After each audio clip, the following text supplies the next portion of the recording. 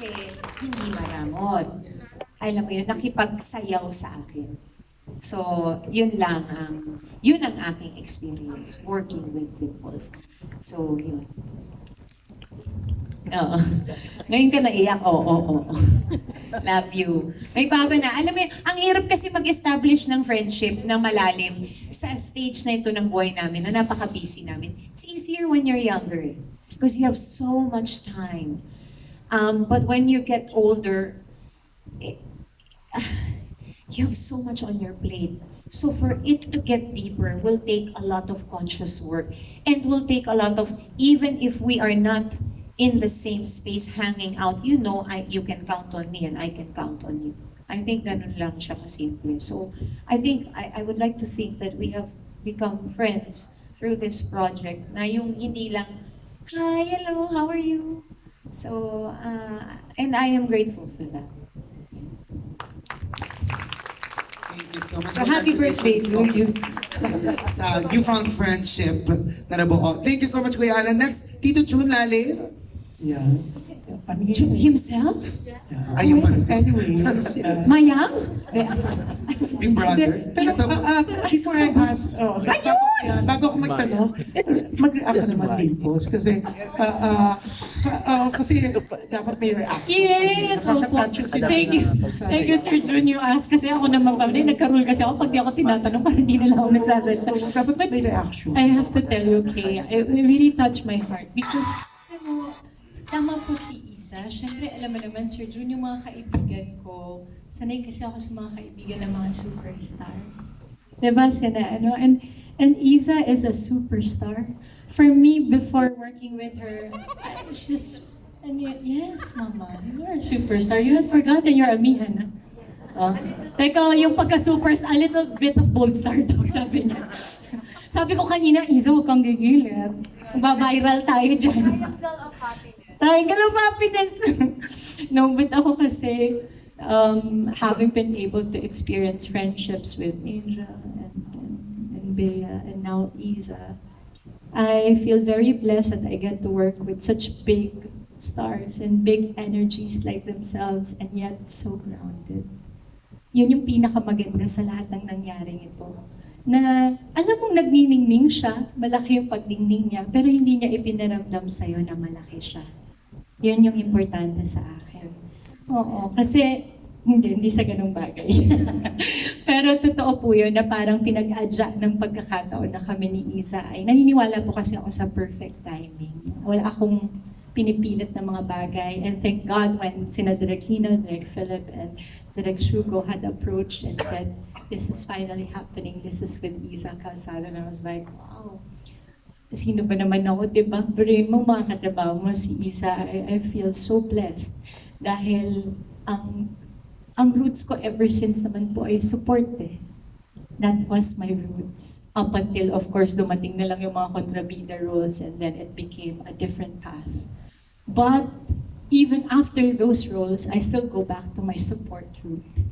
That's where my heart lies all the time. Because I feel that in this business, if you are able to collaborate with all kinds of stars, budding star, bigger star, smaller star, there are no small roles, only small actors. So the energy of Isa was very timely for me to experience at this point in my life because I needed a refresher on motherhood.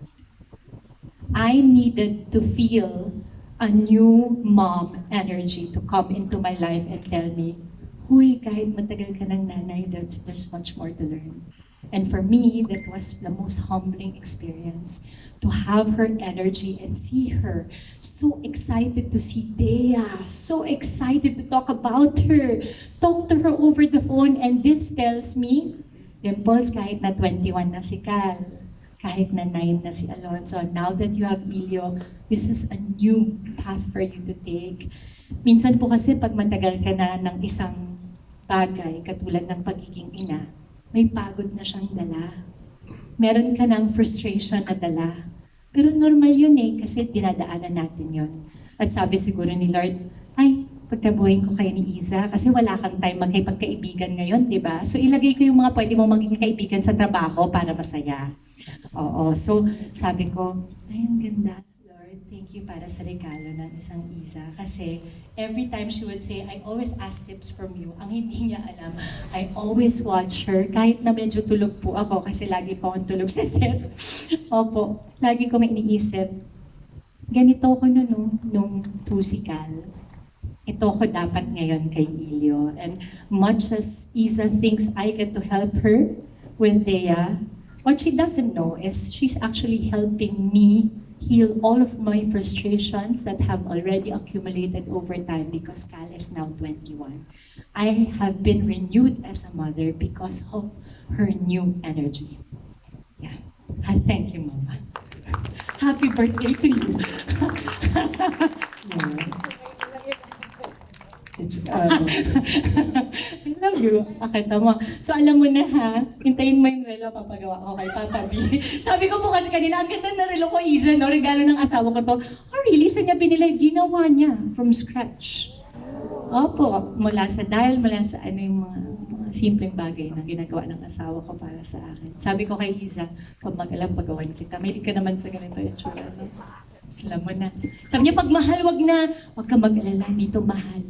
May maraming pagmamahal, oo, ang nilagay na effort, pero ano, it's really the effort of Iza that I admire most because there was common respect on set, the June. Tama siya doon. Minsan gagamayin mo yung artista kasi hindi mo alam kung gusto niya ba munang mag-shine ngayon or gusto niya bang magbigay. Ako naman, marespeto ako sa ganun kasi lumaki ako sa mga veterana eh. So, alam ko magbigay. Yan ang pinakamagaling ako sa totoo lang, ang magbigay. Yun ang gift ko kasi I don't know anything else. I grew up in this business giving. No? And when you grow up to be a support character, you always remind yourself to know your place. This is where I'm at. And being a support character doesn't mean you're on the sideline. You hold up those who's supposed to shine at that moment. And then you wait for your moment to come. That for me was the biggest gift of this film, Master June, is that Iza and I worked as a team. Nobody wanted to outshine one another. And that's why you can see it on the film. Makikita mo eh. Magtitimbang ka, di ba, Tito June? Parang, Kaya nung tinignan ko, ang ganda. Ang sarap magsayaw pag ang kasayaw mo hindi nananapak ng paa. Yes. Very well said. Okay, trained by Lito Calzado. Yeah. Salamat. Yeah. Thank you, Dems. Yan, okay. Ano ba to? So, ito, yan, very very touching yung mga sinabi niyo sa isa. Parang hindi natin kagagaling sa panonood na magkaaway kayo. Oo. Hindi na halata dun sa ano. Nagpatayan kami. Oo. Yung iba kasi nadadala nila yung mga ginagawa nila sa eksena, nagkakairitaan, na alam mo yun, hindi, pero kayo, kitang-kita na ang galing yung umarte sa pelikula. Kasi pagdating sa real life, iba eh, di ba? Hindi nyo, talagang yun, acting lang, di ba? So, congratulations kasi nga ang galing-galing yung dalawa. Thank you, Tita Jo. Ang galing nyo rin sumagot. Parang nakaka-insecure na magtanong. Galingan po. Char, love you. Challenge. Baka lumabas akong bubita. My God. Anyways, hindi. Pero kayong dalawa talaga, dalawa kayo sa pinakagusto ko. Hindi kasi kayo plastic. Mabait kayo, marunong siguro yung masaya ang industriya kung lahat katulad nyo eh, di ba? Hindi pretentious, walang kaplastikan, totoong tao, di ba? Ang tanong, sandali pupurihin ko muna sila kasi mahaba sila sumagot, kailangan mahabang sabihin. Gorgie. Kasi pagpantayan ako sa kanila, hindi ko pa nakalata, sumagot si Dimple, 8 minutes. And then, ito kidding aside, ito na lang, gaano kayo nag-pressure ngayon? Kasi syempre, first movie of Regal and Rain Entertainment to, although nakita nga natin kung gaano kaganda yung pelikula, nakaka-pressure for you guys, kung una kayo. I don't feel any pressure right now. Yeah, thank you, Janina. Okay. Thank you. Hindi, pero, me, Bumulong sa akin yung dimples kanina, patapos pa lang yung ano, yung pelikula. Sabi ko, Isa, may chance tayo. Ang ganda ng movie. Yun na lang. May chance tayo. May chance. Kasi you never expect naman, di ba? Yes. Hindi kasi ako talaga na pressure. Ayokong hindi. Choice siya. Na ayokong magpa-pressure. Hindi naman makakaganda. Alam na. Hindi naman Hindi niya, ka nakakayaman. hindi nakakayaman. Hindi Hindi naman niya nakakayaman yung masosolve pressure. yung problema mo. True. Now, after watching the film, merong konting hinga. Hindi, malaking hinga na may pag-asa, totoo. Na-appreciate ko yung pelikula that's step one. So kung na-appreciate ko, siguro mayroon pang iba na makaka-appreciate. You talked about God's timing. Sana ito ay magandang timing din para sa ating manonood na mapanood ito. Baka this feels like it's something important to them. Kasi naniniwala ko sa word of mouth, it's really the most powerful marketing tool that we have. When you have a good product and people like it, they will talk about it. Now, I think the pressure comes with this has to be talked about in the first few days for us to stay in cinemas. And we're talking about the reality of Filipino films now.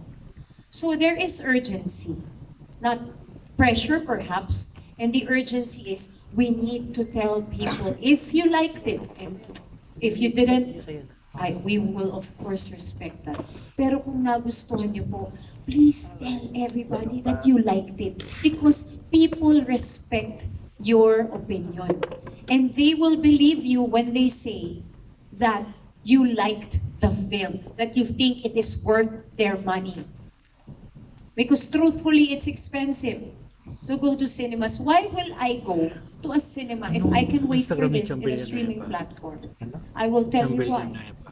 Because we watched it. I watched it on a relatively big screen. Thank you, LG. Okay, maganda. Then I tried on the phone. Hindi ako satisfied. iPad, hindi talaga. And I watched it today in the cinema and there were details that I missed because the screen was smaller. There was a feeling na mas nadadala ka dahil dun sa reaksyon ng tao sa paligid mo. Di ba? Nung unang binuto si Isa kasi nakatalukbong dun sa ulo niya. Tito Jun, hindi ka pa naman natakot yung katabi mo, parang nakaganon. Kasi malamig, so yung jacket ko nilagay ko sa ulo ko. As Mama Mary. Hindi, talagang Kamukha niya lamigin. talaga si Mama Mel. Lamigin kasi ako, tas yung draft nandun sa ko, dibso ka matakot. Pagtingin niya, natakot siya. Hindi, pero yung unang di ba, yung unang pagtanggal nung rune, marinig mo yung tao, you don't get that if you're watching it alone. There is an experience that's still na hindi mo pa rin makukuha. Pag pinanood mo siya mag-isa o kahit dalawa kayo, pwede magdalawa. Pwede. Pero yung buong movie, yung buong cinema, sabay-sabay kayo nag-react, exhilarating pa rin yung experience, di ba? Hanggang sa nung huli, nung ito na, nagka-unfold na, nararamdaman mo siya, energy siya dun sa cinema, na irreplaceable siya. So, I think, please, we really need to tell people that it is worth their time and their money. So, we hope that we can count on you. With all humility po, kami po ay talagang parang halos lumuhod na. Diba? Yeah. Yun po ang estado ng ating industriya ngayon. So, I really, hopefully, if you want to, for the Filipino film industry to thrive, we have to support one another. So we really would love for you to tell people about it. Sana po ay nagustuhan ninyo. At sana yun po ang pressure. Yun siya. It's a pressure po sa iyo. Yeah. Pero alam mo, Isa, Love you. yeah, sa galing mong ng mga sinabi mo sa galing ng pagkakakwento mo, na-convince mo kami na dapat manood talaga sa sinihan. Feeling ko magiging blockbuster sa sagot mo pa lang, ang bongga. Kaya, Salamat po. tignan naman natin sagot ni Dimples. Yan na, Tito Jun. Sabi nung may reaction dito. Naku, mahaba ulit. Mahaba nga. Hindi, isihan ko na lang. Pareho naman kami mahaba o sumagot. Okay po ba kayo mga anak ko? Okay. Mahirapan daw mag-transcribe si Gordy. Sorry po. Alam mo naman ako magkwento. Ako